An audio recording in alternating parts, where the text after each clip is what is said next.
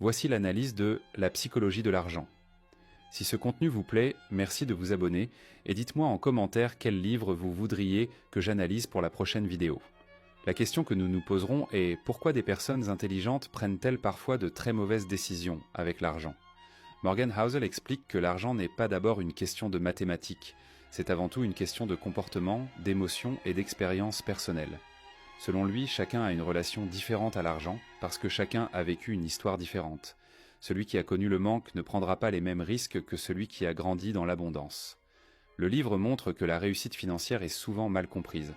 On admire les gagnants sans voir le rôle immense de la chance, ni les échecs invisibles de ceux qui ont pris les mêmes décisions. Morgan Housel insiste sur l'importance de la durée. S'enrichir ne dépend pas seulement de gagner beaucoup, mais de rester longtemps dans le jeu. Éviter les catastrophes est plus important que réaliser des coups spectaculaires.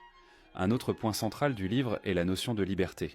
L'argent n'a de valeur que s'il permet de contrôler son temps, de réduire l'angoisse du lendemain et de choisir sa vie. Le livre met aussi en garde contre la comparaison sociale. Comparer son niveau de vie à celui des autres pousse souvent à dépenser trop, à prendre de mauvais risques et à perdre le contrôle. Enfin, Morgan Housel rappelle que la richesse visible n'est pas toujours la vraie richesse. La discrétion, la sécurité et la tranquillité d'esprit sont souvent les formes les plus solides de réussite.